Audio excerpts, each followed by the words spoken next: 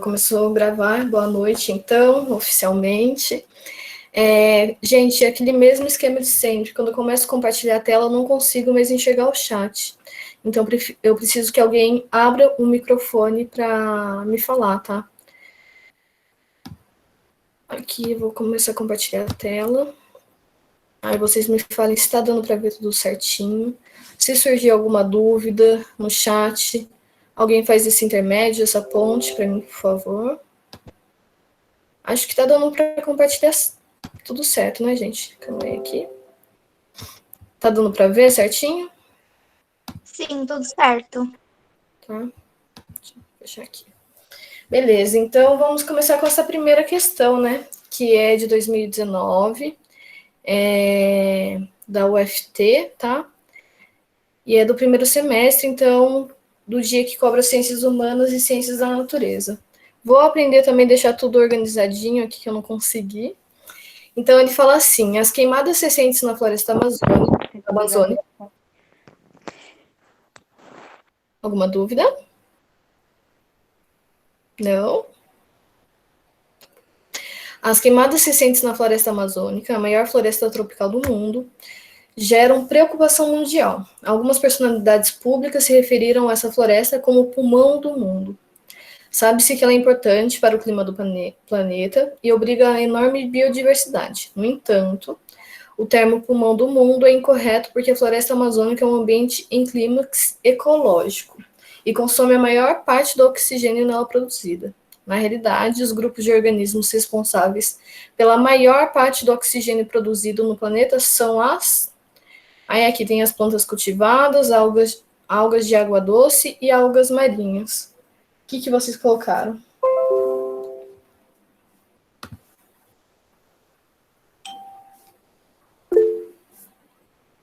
Alguém pode ler para mim? O que foi colocado no chat? Foi colocado algas marinhas. Eu disse que foram...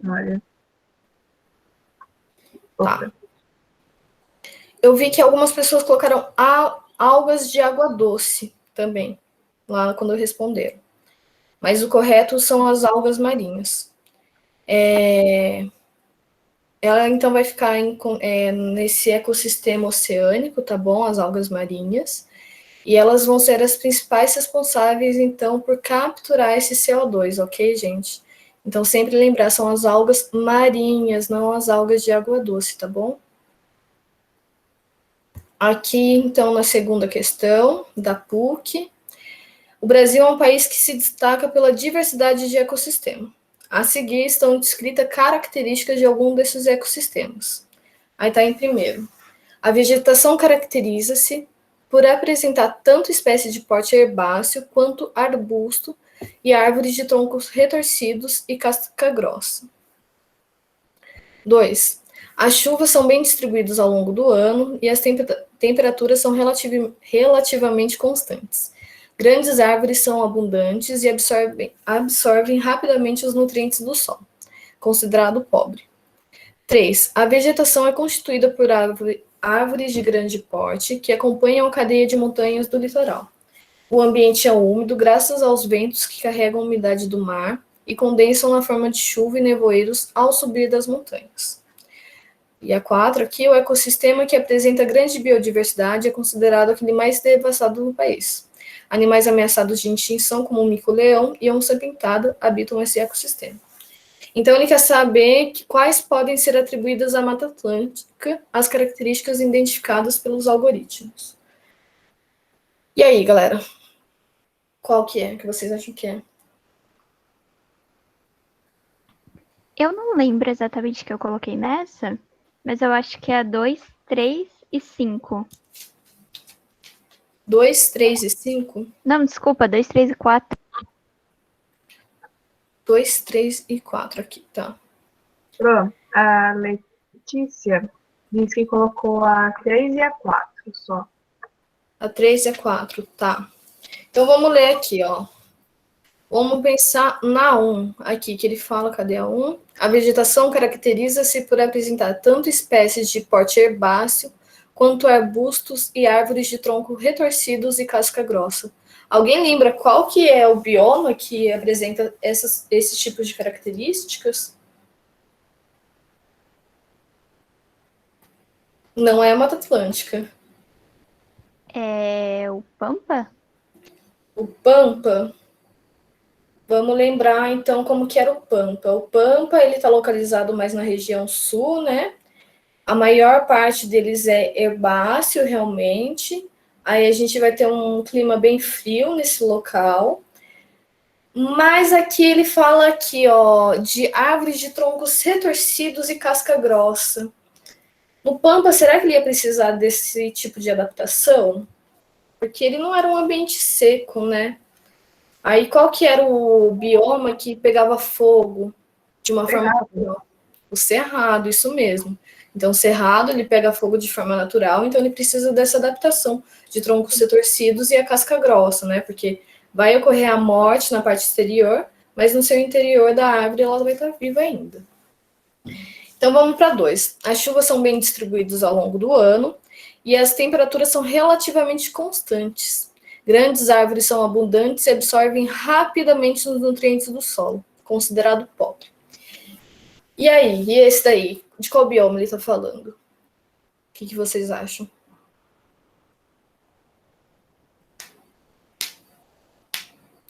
Aqui, ó, vamos pegar as grandes árvores, são abundantes e absorvem rapidamente os nutrientes dos solos, considerado pobre.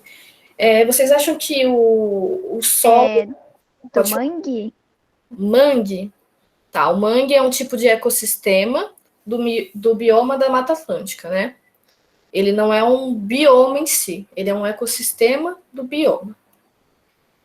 Mas esse 2 aqui, ele vai estar falando sobre a floresta amazônica, tá? Então, as chuvas são realmente bem distribuídas ao longo do ano, as suas temperaturas são relativamente constantes, então não tem aquela época que vai estar muito frio e a outra época que vai estar muito calor, não, ela é realmente meio constante, possui grandes árvores, né? E elas absorvem rapidamente o nutriente do solo. O solo da floresta amazônica, ele não é rico, né? Ele é um solo bem pobre. O que vai enriquecer e que vai dar nutrientes para as árvores, para os vegetais, é aquela serrapilheira que vai se formar na floresta amazônica, tá? A serrapilheira, então, vai ser... Lembra que os decompositores vão ter um papel importante de devolver o nutriente? Então, toda aquela matéria orgânica morta vai formar a serrapilheira e ela que vai devolver os nutrientes para os vegetais e para os outros organismos.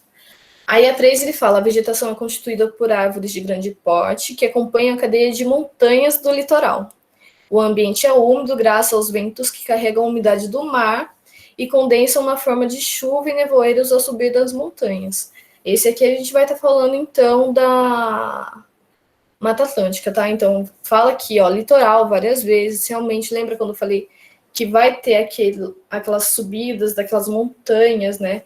Que vai ter influência ali também do mar. Então, realmente, aqui é a Mata Atlântica. Aí, aqui no 4, o ecossistema que apresenta grande biodiversidade é considerado aquele mais devastado do país. Animais ameaçados de extinção, como o mico, leão e a onça-pintada habitam esse ecossistema. Também a gente vai falar, então, aqui da Mata Atlântica, né?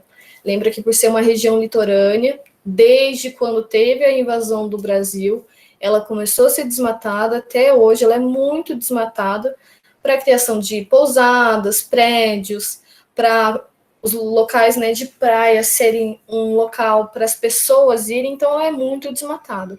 E a gente tem realmente a presença de mico-leão e onça-pintada que estão ameaçados de extinção, tá bom? Então a resposta correta é essa aqui. Beleza? Certinho? Deu para entender? Beleza. Top, então vamos para o próximo. O Cerrado é um dos biomas mais ameaçados do mundo. É o segundo maior do país, sendo superado apenas pela floresta amazônica. Assinale a alternativa que não apresenta a característica desse bioma.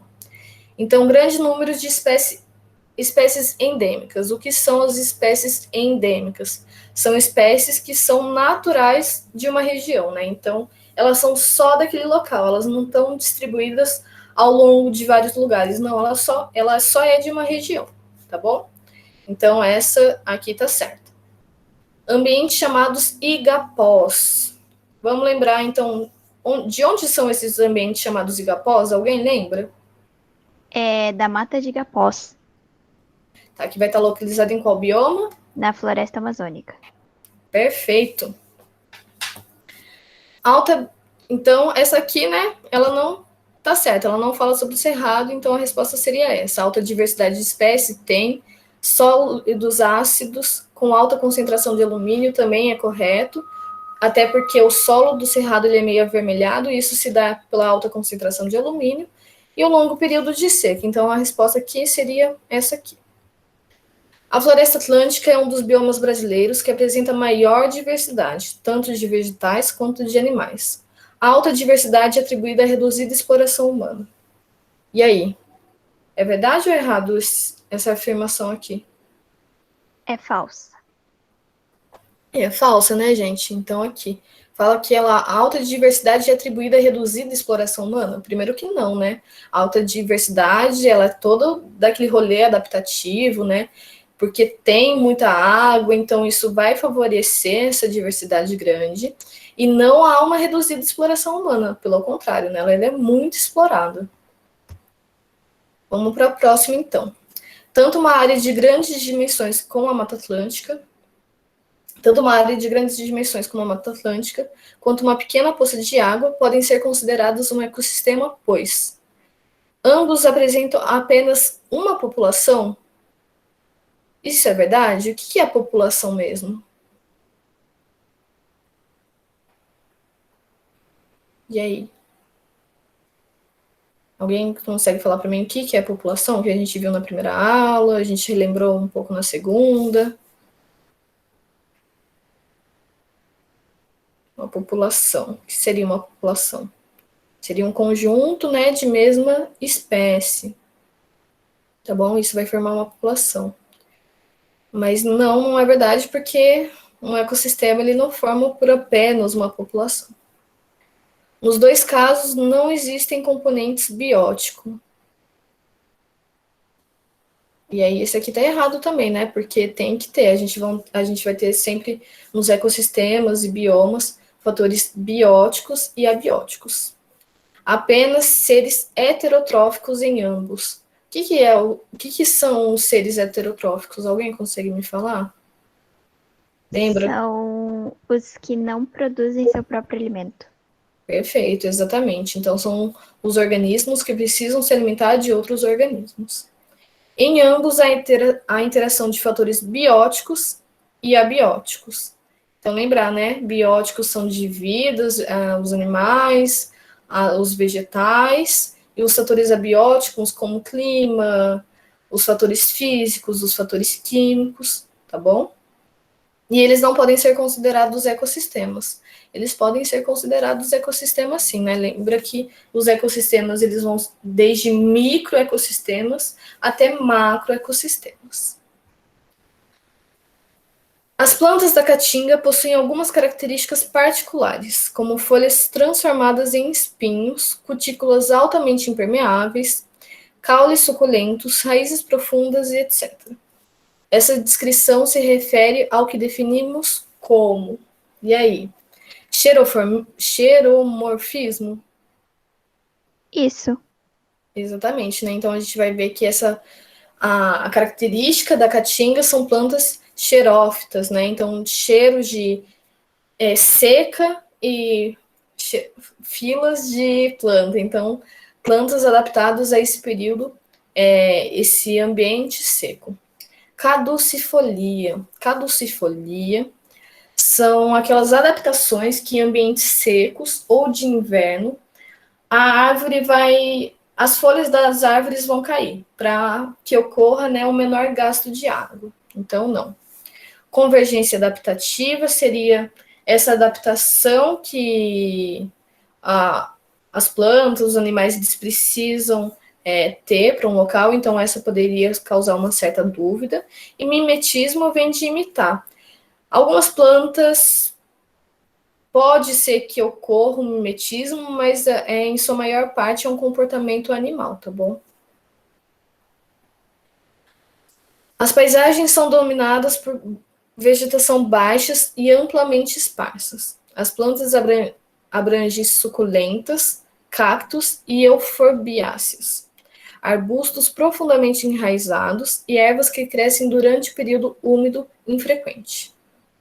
As plantas apresentam adaptações que incluem tolerância ao calor e a dessecação, como também armazenamento de água e a redução de áreas de superfície foliar.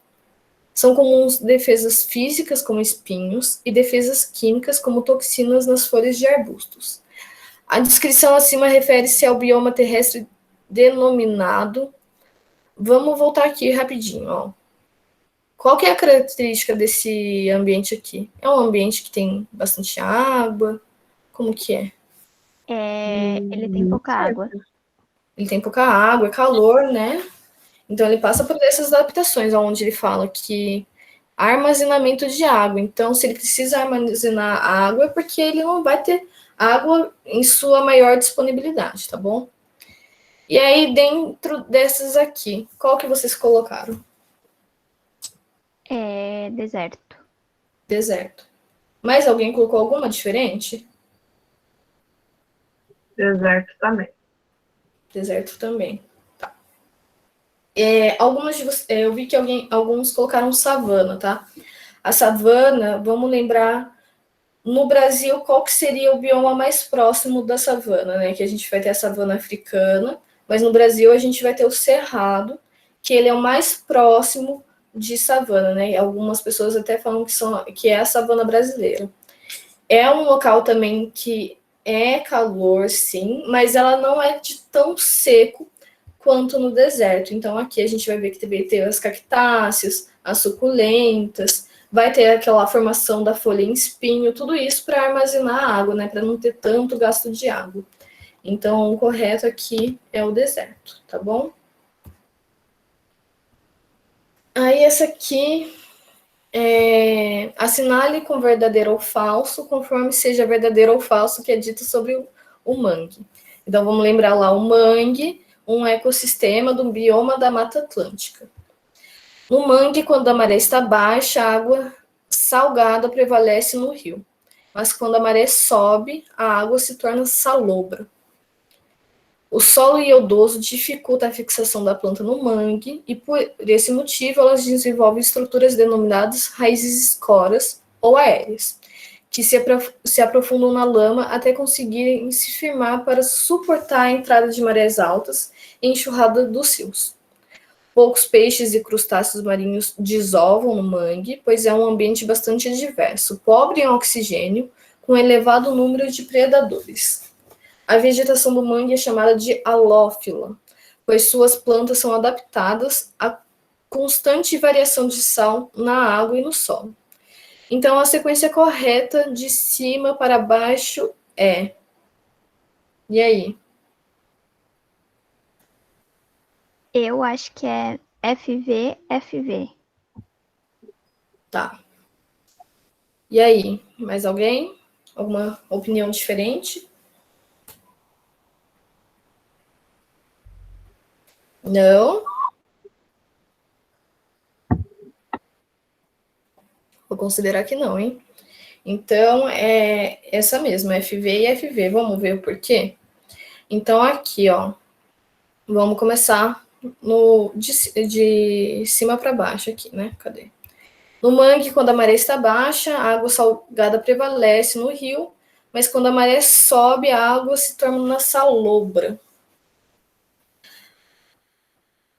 Se a maré está baixa, como que eu vou tentar explicar isso sem desenhar? Quando a maré está baixa, ela vai ficar aqui e o rio ela vai estar mais ou menos aqui, tá? Quando ela sobe, então ela vai ficar mais próxima ao rio, né? Então ela vai ficar aqui junta com o rio. O que aqui fala é que quando a maré está baixa, a água salgada prevalece no rio. Não vai ter como, né? Porque se a maré está baixa, ela vai estar mais distante do rio. Então, realmente não tem como. Então, essa daqui é falsa.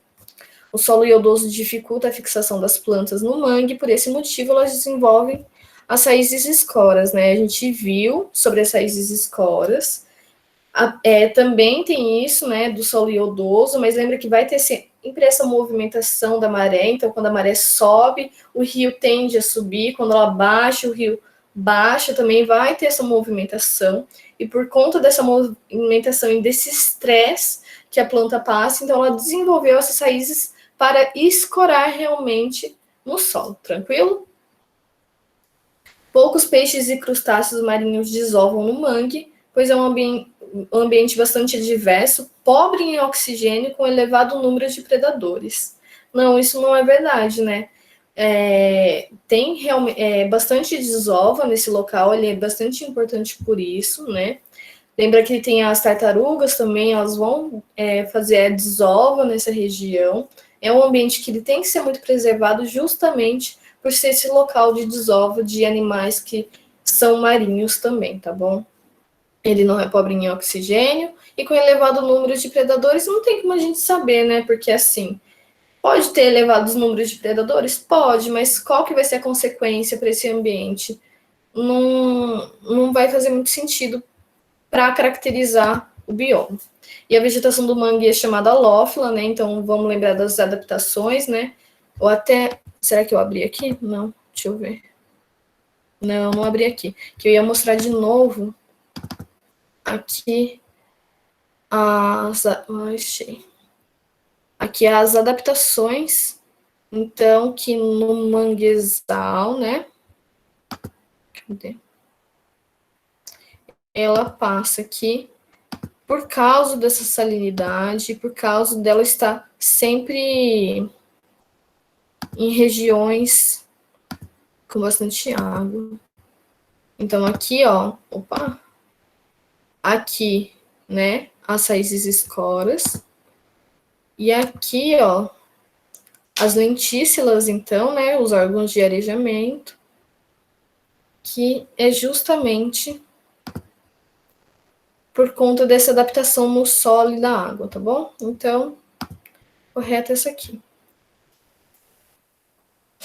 Estamos acabando. O bioma caatinga poderá passar por graves transformações que irão influenciar diretamente na agricultura e no abastecimento de água. Nosso objetivo é conseguir um compromisso político e social para a proteção da caatinga antes que o pior aconteça.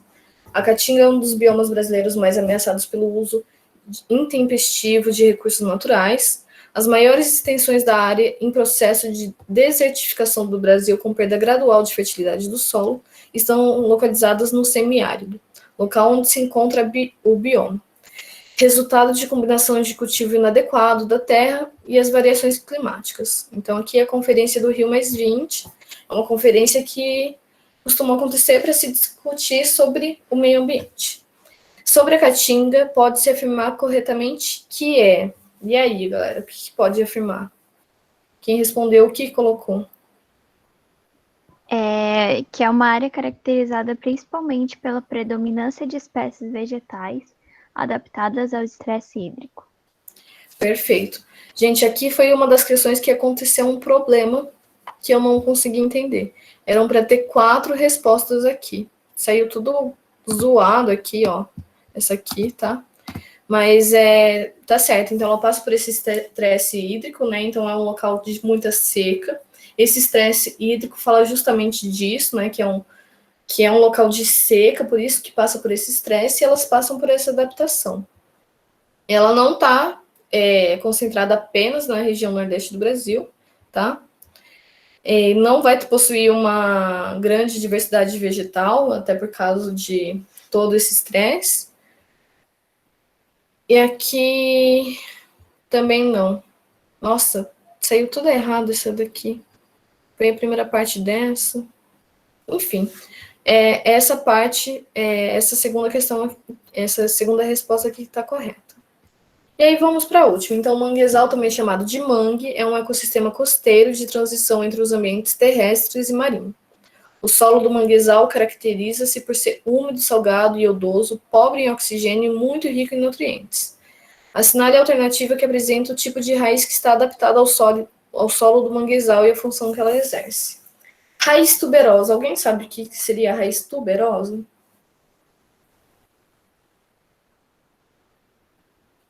Não, acho que não. Mas, enfim, ó, as raízes tuberosas, que aqui fala que armazenam grande quantidade de reservas nutritivas, são aquelas raízes, por exemplo, cenoura, batata doce. Essas são as raízes tuberosas, tá bom? Raiz respiratória. Lança projeções eretas para fora do solo, que apresentam ortifícios pelas quais ocorrem as trocas gasosas. E aí? Eu diria que ela é respiratória. Boa. Essa é a correta mesmo, tá? Raiz sugadora. Suga a água do solo, pois a água do mar contém sais. Não, né? Não tem como ser, até porque ela passa por uma adaptação, né? Por conta desses sais. Então, ela não vai ser um tipo de raiz sugadora. Aí a raiz aérea é aquele tipo de raiz que fica mesmo aéreo, né? Ele fica acima do solo. A gente poderia pensar nesse, tá? Poderia surgir uma certa dúvida. Aí aqui ele fala que apresenta o revestimento de proteção na parte da raiz em contato com o ar, tá? Não apresenta, tá bom? E aqui não faz sentido. Vamos lembrar do mangue, como ele fala aqui que ele é úmido, salgado. Então ele vai passar por essa adaptação aqui, né? Que eu até mostrei aqui sobre as lenticelas. Tá bom? Aí, voltando aqui. Tudo tranquilo, gente? Tudo de boa? Surgiu alguma dúvida? Professora, eu fiquei com dúvida nessa última questão. Você pode explicar de novo, por favor? Posso. Você pode falar para mim qual que foi a sua dúvida? Porque aí eu acho que eu consigo falar melhor. Sim, eu não entendi o porquê de ser a raiz respiratória, né? Que é a alternativa correta. Eu não entendi o que é raiz respiratória e nem o porquê dessa ser a alternativa correta, enfim. Tá. Então, ó, vou pegar essa apresentação. Cadê? Aqui. Vamos voltar aqui. Vamos lembrar que o manguezal, então, ele vai estar sempre aqui, sim, olha. Ele vai estar sempre... Deixa eu ligar o laser. Ele vai estar sempre num local muito úmido, tá? Então, vai ter essa parte aqui de água muito grande. E aí, o que acontece é que a vegetação ela vai se adaptar ao local que ela está para sobreviver, né? Como ela vai estar sempre abaixo, vamos dizer assim, da água, ela precisa que ocorra uma troca gasosa. Porque vamos lembrar ali no processo de fotossíntese, então, ela vai precisar retirar, absorver o CO2, né, e liberar o gás oxigênio. Então, os gases, ele vai fazer uma parte muito importante ali para a vivência e para a sobrevivência do vegetal, beleza? Então, se ele ficar sempre abaixo da água, né, como ele não é um vegetal de meio aquático, vamos assim dizer. Então, ele precisa dessa adaptação, ele precisa fazer essa troca de gás com o ambiente, tá? Porque ele vai precisar desse gás para sobreviver. Aí, qual que vai ser a adaptação, então, do mangue, né? Que a gente viu que vai ter aqui, ó. A diluição de sais, porque vai ter esse contato com o litoral, com o mar. Ele vai possuir as glândulas excretoras de sais. As folhas vão ser pequenas, né? Então, vai ter que armazenar a água. As raízes vão ser modificadas em raízes e esporas. E ele vai possuir isso aqui, ó. Consegue ver essa bolinha? Que são as lenticelas. São órgãos de arejamento. Então, elas vão possibilitar que haja essa troca com o ambiente de gás. Uma troca de gás com o ambiente, desculpa. Então, essa vai ser uma adaptação própria do manguezal. Deu para entender? Deixa eu voltar aqui. Então, esses são os tipos de raízes respiratórias que passam por essa adaptação para que haja essa troca realmente com o ambiente. Deu para entender, sim. Muito obrigada, viu? Imagino. Ainda bem que você me falou de dúvida. Eu lembrei, e eu anotei aqui, sobre a dúvida da aula anterior, né? O que seriam os ecótopos, tá bom? Eu não soube responder muito bem na hora, eu fui atrás. E aí fui atrás e pesquisei, então, o ecótopo, na sua origem da palavra, é um local onde reside vida, tá bom? E aí, o que seriam os ecótopos? Então, a gente vai ter mais ou menos um ecossistema, que é essa região grande. O ecótopo vai ser uma região menor. Aí fica meio confuso. Aí eu vou pegar um exemplo. Por exemplo, eu sou bióloga e eu vou na Mata Atlântica fazer um estudo de serpentes da região.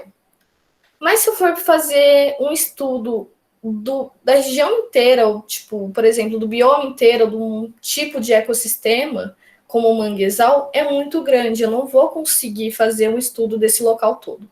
Aí eu vou pegar o ecótopo, que é uma parte menor, por exemplo, 100 metros, onde eu consiga ter a noção, né, de como o ambiente influencia no vegetal, no animal, mas é uma região menor. Então, o ecótopo é justamente isso, é uma região menor do ecossistema, mas que geograficamente você consegue fazer ali um registro. Deu para entender? Eu não lembro quem ficou com essa dúvida na aula passada. Aí Eu a gente consegui entender sim. conseguiu? Foi você que tinha ficado com dúvida no ecótopo? Não, não fui eu. Não. Eu não lembro se foi o Gabriel, não lembro. Mas bom, é isso, tá? O ecótopo é isso. Vão ter os ecótopos artificiais, como os jardins verticais, suspensos, corredores ecológicos, mas os corredores ecológicos em estradas e ferrovias, e os jardins e lagos artificiais também. Então, vão ser essa menor parte de um ecossistema. Tá bom? Sem dúvidas até aqui? Sem dúvidas, tranquilo. Perfeito. Então, vamos lá para a aula de hoje. Então, aula 3, a gente vai conversar um pouco, então, sobre os ecossistemas aquáticos, tá bom? Queria começar essa aula falando que a aula hoje sobre ecossistemas aquáticos, ela vai tender a ser menor do que sobre biomas, tá bom? Porque é um assunto que ele vai cair, sim, nos vestibulares, mas ele cai com uma quantidade menor e ele não vai também exigir que o aluno saiba de todas as características, tá? Então, assim, pode cair, pode não cair, mas por via das dúvidas é bom vocês já saberem, ou pelo menos conseguirem lembrar mais ou menos o que a gente vai falar sobre cada um, tá bom? Então, a gente vai ter tipos de ambientes aquáticos, como os biomas, então cada característica, cada característica ali vai configurar um tipo de ambiente, como nos biomas. A gente vai ter os continentais, os marinhos e os estuarinos. Eu falei um pouco sobre eles na primeira aula. Alguém consegue falar para mim quais são as diferenças principais entre eles? Vamos ver se vocês estão bons de memória. Esses três possuem umas diferenças, assim, que vai caracterizar cada tipo de ambiente.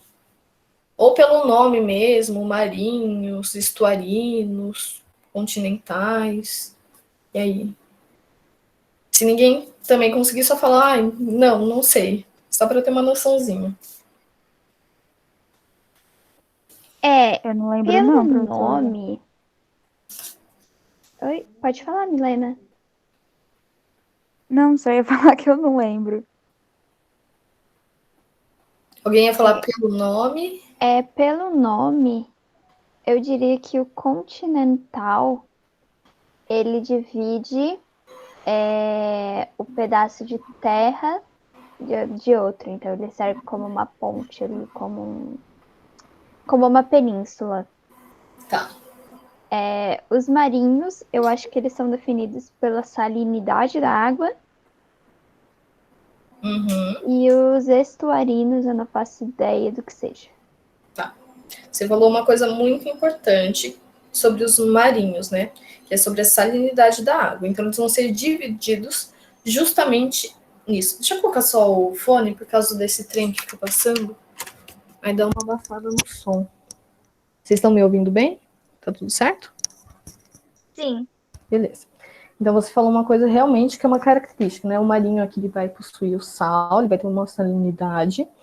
E os outros, então, já que um vai ter salinidade, os continentais vão ser os tipos de água doce. e os estuarinos vai ser essa transição, então ele vai ser um ambiente híbrido, né, que vai ser essa transição e vai ter essa junção de água doce, né, então de continentais, de rios, por exemplo, com o mar, beleza? E aí a gente vai começar conversando primeiro sobre os seres vivos aquáticos, né? Então a gente vai ter os plânctons, lembrando que os plânctons podem ser zooplânctons ou fitoplânctons, lembrando que zoo de animal, então aqui são organismos que precisam consumir outros tipos de animal, e o fitoplâncton, então, um vegetal, que tem essa possibilidade, ele tem essa capacidade de produzir o próprio alimento, tá? São organismos microscópicos, então aqui, ó, é um exemplo de plâncton, tá bom? E ele vai ficar em suspensão na coluna de água. O que quer dizer isso? Então ele vai ficar solto. Ele não vai ficar preso a um substrato, por exemplo. Ele vai ficar solto e ele vai depender, então, desse movimento da água, tá? Então ele vai se movimentar de acordo com que a água se movimenta, até porque ele fica livre, né, nessa coluna de água. Aí o que a gente pode lembrar em plâncton, que a gente vai ter que tirar da cabeça quando surgir, quando alguém falar plâncton, é do Bob Esponja, tá? Aquele desenho que eu amo, mas que possui diversos erros biológicos, tá? Então a gente vai ter o plâncton lá, né, que é aquele inimigo do Siri Cascudo, acho que é.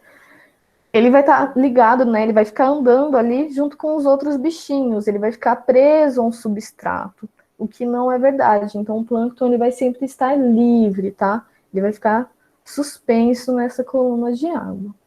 A gente vai ter o nécton, são os animais, então, nadadores ativos, como os peixes, por exemplo, tá? Então, eles vão possuir essa capacidade de nadar e se deslocar de acordo com a vontade própria. Eles não vão estar presos a um substrato também, tá? Como no desenho do Bob Esponja, eles também ficam lá andando na areia, é um erro. E por último, então, a gente vai ter os bentons, que são os organismos que vivem em contato com o substrato de forma séssil, de forma fixa. Então, eles vão estar sempre nessa região aqui de areia, né? Aqui, como o desenho mostra, ó, então podem ser algas, aqui a gente vai ter um caranguejo, tá? Vão ter corais, aqui a estrela do mar. Então, vão ser esses organismos que eles vão estar sempre em contato com o substrato, mas eles sempre vão estar fixo, tá? Eles vão estar nesse local aqui de areia. E aí, agora vamos começar a falar sobre os ambientes, né? Então, nós vamos ter os ambientes lóticos. Os ambientes lóticos são de água corrente, então são de águas que vão possuir a capacidade de se movimentar, tá? Aqui eu coloquei uma imagem para vocês conseguirem imaginar o que eu quero falar. Então, aqui, ó, a gente vai ter a cabeceira, que vai estar no curso alto. Vamos ter aqui o médio curso, que vai estar aqui no médio curso mesmo. E, por fim, a gente vai ter a foz, que vai estar no curso baixo. Vocês conseguem perceber que aqui na cabeceira ele começa bem estreitinho, e ao decorrer desse curso ele vai ficando mais largo? Vocês conseguem perceber isso? Sim. Então, isso vai possuir, vai caracterizar bastante coisa. Então, aqui na cabeceira, a gente vai ter uma menor cobertura vegetal e uma maior entrada de luz, tá? Isso vai, nesse local, vai, então, favorecer, né? Lembrar que a entrada de luz, ela vai favorecer o crescimento de organismos autotróficos, então, que precisam dessa energia solar para produzir a própria energia, né? O próprio alimento. E ela vai estar aqui partículas grossas, então vamos pensar em uma árvore solta, as folhas caem das árvores. Então, nesse local, as partículas ainda vão estar grossas, então ainda vão ser de árvores, tá? De partículas inteiras, desculpa. Aqui no médio curso, a gente vai ter mais ou menos uma cobertura vegetal e mais ou menos uma entrada de luz. Mas nessa região, vai possuir mais organismos autotróficos do que heterotróficos. Então, vai possuir mais vegetais do que organismos que precisam se alimentar de outros organismos, né? Então, os animais, por exemplo. Já aqui na região de foz, então ela fica mais larga, vai ter uma menor cobertura vegetal, uma maior entrada de luz, mas vai ser um ambiente heterotrófico. E aí vocês podem se perguntar, mas pô, tem mais entrada de luz, não era para propiciar o maior desenvolvimento, o maior crescimento de organismos autotróficos? Por que que nesse ambiente vai ter mais organismos heterotróficos, então que precisam consumir outros organismos? E isso vai se dar em razão à matéria orgânica de partícula fina. Lembra que aqui ela vai estar grossa? Mas a partir do que ela vai passando, né? Então aqui, por exemplo, vai juntando sedimentos, ela vai ficando cada vez menor, porque ela vai passando por transformações. Isso vai fazer com que a água desse local ela fique mais turva. Então, que a turbidez dessa água seja maior. Aqui a gente vai ter uma água transparente, por exemplo. Uma água turva é aquela água que vai ser meio marrom, ela vai ter muitos sedimentos, então ela vai impossibilitar ou ela vai dificultar que a entrada e a passagem de luz nessa região seja boa, que seja grande. Então, nesse ambiente, vai ser um ambiente em sua maior parte, heterotrófico, tá bom? Beleza? Opa. Aí a gente vai entrar também aqui agora no ambiente lêntico. Então, um ambiente lótico de águas que se movimentam e ambiente lêntico, então, de águas paradas, tá bom? Então, lagos, lagoas, por exemplo. Elas podem ser caracterizadas por formação, né? Então, do tipo gênese. Ela vai ser caracterizada em 9 tipos. Vai ter um nível trófico também, que é um outro tipo de caracterização. Ela vai ter 3 tipos. E o padrão térmico, que vão ter 4 tipos de caracterização. A gente vai passar um pouco por cima para vocês entenderem qual que é esse tipo de caracterização. A gente não vai entrar em muitos detalhes, porque não vai ser cobrado isso. E só vai ser entrado em detalhes mesmo, para saber como é, o porquê é, em graduações que estejam ligadas ao meio ambiente, né? Como biologia, gestão ambiental, engenharia ambiental, e aí ver tudo certinho. Mas então aqui na formação vai ter o movimento das crostas terrestres, então vamos lembrar que esse movimento de crosta, ele vai influenciar toda uma formação, tanto de maré quanto de terra, né? Então vai ter essa movimentação, então a partir desse movimento de crostas vai ocorrer uma elevação, né? Pode ocorrer essa elevação, ou até mesmo uma depressão. Lembrar que depressão é assim, né? E elevação quando a Terra meio que faz assim. Então, isso vai, esse movimento que vai causar um espaço onde vai ser propício ali para a criação de lagos ou lagoas. Lagos glaciares, então, o derretimento, né, desses locais de glaciação vão formar lagos. Os lagos de origem vulcânicas, então, o vulcão vai lá, entrou em erupção, a lava secou, formou um ambiente que vai ser adequado, então, ali para os lagos. Os impactos de meteoritos, né, então, vão formar também uma depressão na Terra, esse espaço vai ser futuramente formado em lago ou lagoa. Barragem eólica, lembrar que eólica de vento, né, então o vento ele vai ter esse papel de modificar o ambiente, né, principalmente as partes de terra. As atividades de castores, então os castores eles vão usar, acho que em desenho mostra muito, mas eles vão fazer barragens assim de rios. Então quando fazem essa barragem, a água para e isso vai transformar então em lago ou lagoa. A dissolução de rochas ou a erosão, a formação pelas atividades de rios e lagoas costeiras. Então o que vai acontecer nos rios, né? Os rios são ambientes lóticos, né, que se movimentam. Só que nesses rios, ele vai fazer com que os sedimentos eles fiquem mais jogados, não jogados, mas que eles fiquem mais na parte lateral. E quando ele se desloca para a parte lateral, então ele vai fazer com que naturalmente ocorra uma barragem, e isso vai formar lagos. Aqui nas lagoas costeiras, é da mesma forma, só que ela vai sofrer influência, então, ali da maré, né? Vamos ter os níveis tróficos, então, de produtividade. Nos lagos oligotróficos, vai possuir uma baixa produtividade nesse local. Isso vai se dar pelo baixo conteúdo de nutrientes desse local. Nos lagos mesotróficos, então meio que de meio, vai ser um local intermediário de produtividade. E os lagos eutróficos, então ele vai ter alta produtividade. Então, nesse local, vai ter uma grande disponibilidade de nutrientes. Agora, no padrão térmico, a gente vai falar especificamente sobre 2, que são os lagos olimíticos, então que a circulação ela vai atingir toda a coluna da água. Aí pode surgir uma dúvida, mas não é um ambiente de água parada? É um ambiente de água parada. Só que dentro desse ambiente vai ocorrer sim uma circulação, tá? Então, os holomíticos, que ao decorrer do ano vai surgir essa circulação de água. E os lagos meromíticos, então a circulação ela não vai alcançar toda a coluna da água, ela só vai alcançar parte da coluna da água que vai ter essa movimentação. Aqui eu coloquei um desenho que não ficou bom, mas é para a gente tentar entender. Então, aqui, quando ocorre a movimentação desse local inteiro, ela vai ser considerado, então, lagos holomíticos. Quando vai ter uma movimentação que ela não vai atingir toda a região do lago, então ela vai ser considerada meromíticos, tá bom?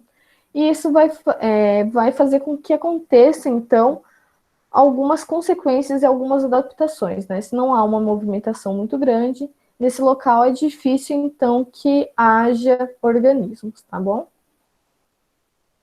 E as macrófitas aquáticas. Então, as macrófitas aquáticas são vegetais aquáticos, elas vão servir para recurso alimentar, tá? Então, vão ter organismos que vão ali se alimentar desses tipos de vegetais. E vamos lembrar como que chama o consumidor que se alimenta de um vegetal, de um produtor? Qual que é o nome dele mesmo? Heterótrofo? Também, mas ele vai estar em qual nível trófico? Que a gente vai chamar de consumidor o quê?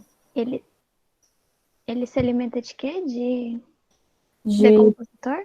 Não, de produtor. Ele tá no primeiro nível trófico. Boa, perfeito. Consumidor primário, segundo nível trófico, tá bom? Nível trófico primário aqui é o produtor. Então, a produtividade ela vai se dar também pela competição intra e interespecífica. Lembrar que intra, de dentro, então, a competição de mesma espécie.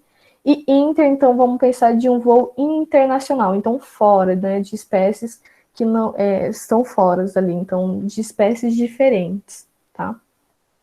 O que pode contribuir também para a vida, para o ciclo dessas macrófitas, são os fatores abióticos, então, fatores que não têm vida, né, como temperatura, radiação, transporte de água, variação do nível de água, velocidade da corrente, isso vai gerar um estresse, tipo de substrato e concentração de nutrientes. Tipo de substrato, né, lembrar que o substrato pode ser arenoso, ele pode ser argiloso, por exemplo, então isso vai influenciar. Entre as macrófitas, a gente vai ter as emersas, né, então elas vão ficar fora da água. As macrófitas com folhas flutuantes, então somente a folha aqui vai ficar na parte de fora. As macrófitas submersas livres, então elas não vão estar presas ao substrato e nem vão estar fora, né? Ela vai estar de uma forma embaixo da água, mas elas vão estar livres, como os plânctons, por exemplo. As macrófitas submersas enraizadas, então aqui ela vai estar ligada ao substrato. E as macrófitas flutuantes, como o próprio nome já diz, né, elas vão ficar flutuando aqui. E vamos entrar então agora para os ambientes marinhos, né? Então a temperatura ela vai controlar a distribuição da atividade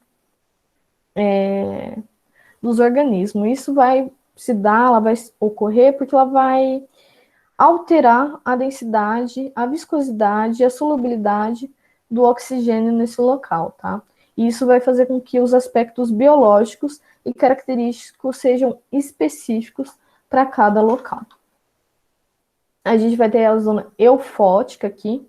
Então, vai ter bastante luz nesse local, a luz vai ser suficiente para o crescimento de seres fotoautotróficos, então, organismos fotossintetizantes que produzem o próprio alimento, que vão necessitar dessa luz, tá bom? A zona disfótica vai ter pouca incidência de luz, então nessa região vai ter uma menor incidência de organismos fotoautotróficos e vão ter alguns organismos heterotróficos, como peixes, por exemplo, tá? E eles vão poder sobreviver nesse local. Já a zona afótica, então esse prefixo a de negação, tá? Vamos lembrar dele. Então, fótica de luz, afótica, negação de luz. Então, que a incidência vai ser muito baixa. Então, não vai ter como existir seres fotoautotróficos nesse local, né? Porque vamos lembrar que ela vai ser, esses organismos fotoautotróficos, eles sempre vão precisar da energia de luz. Se não há energia de luz, não há existência nesses locais.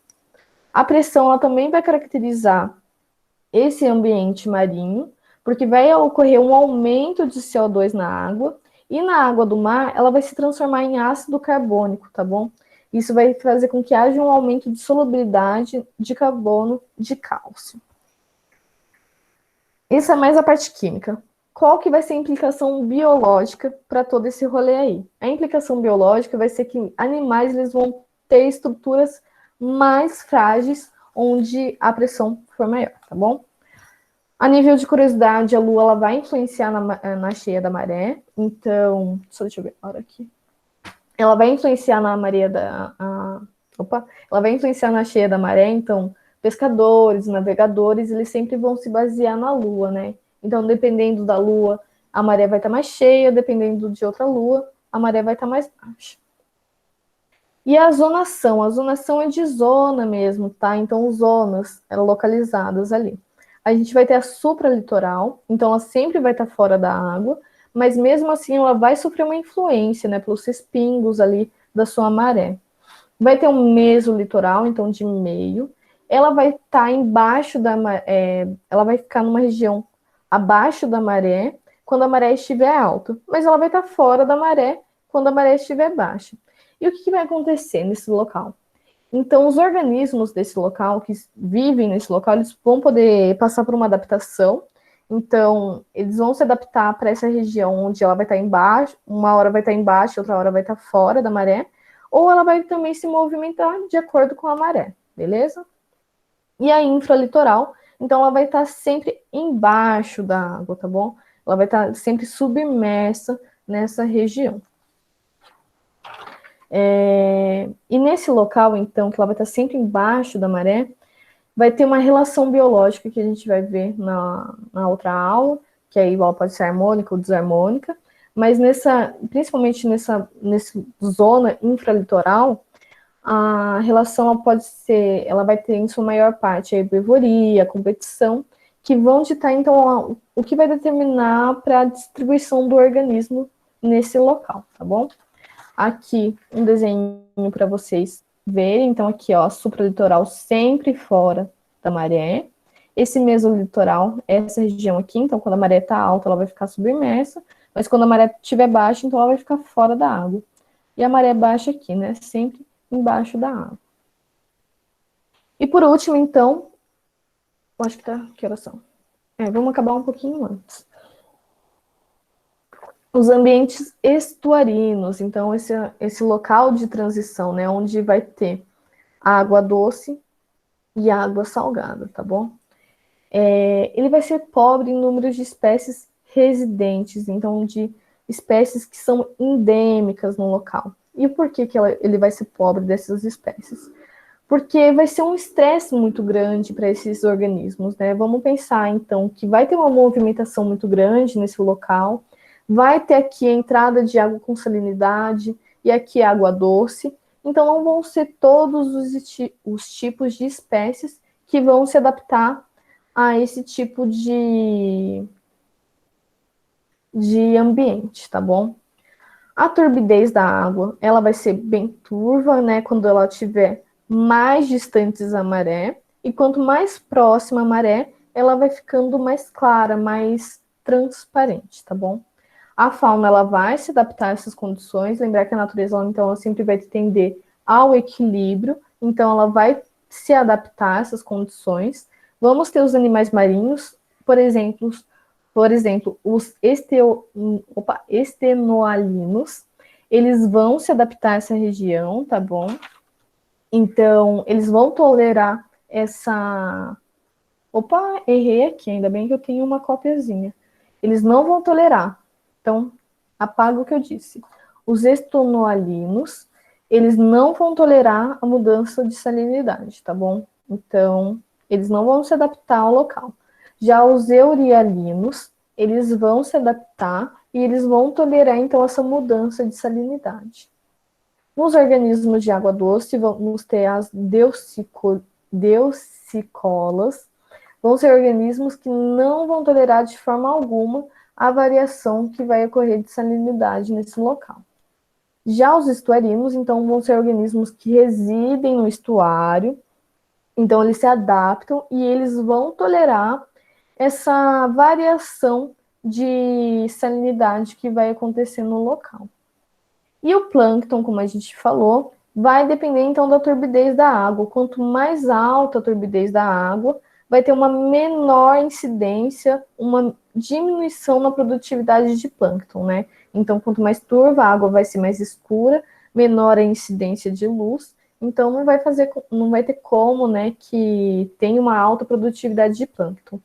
Já se tiver uma baixa turbidez, a água for mais transparente, maior incidência de luz, então vai fazer com que haja um aumento de produtividade desses plânctons, tá bom? Podendo ser zooplânctons ou fitoplânctons.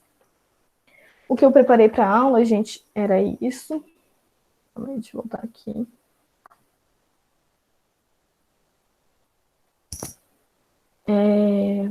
Alguma dúvida, gente, sobre o ecossistema? A lista de chamada. Ainda bem que vocês existem para me lembrar. Aqui é a lista de chamada. Alguma dúvida sobre esse tipo de ecossistema aquático? Ele é um pouco mais chatinho, né, para passar do que os biomas, por exemplo, porque ele é muito conceito. Aqui alguém me corrigiu, o siriguejo, verdade, o siriguejo. Nenhuma dúvida, gente? Vou para a apresentação.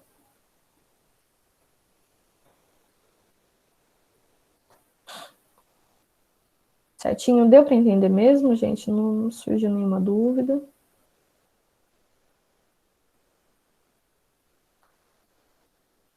Tá. Então, gente, é isso. Qualquer dúvida, me procure. Eu não liberei os slides sobre biomas? Eu achei que eu tivesse liberado. Deixa eu ver aqui. O mural eu achei que tivesse colocado.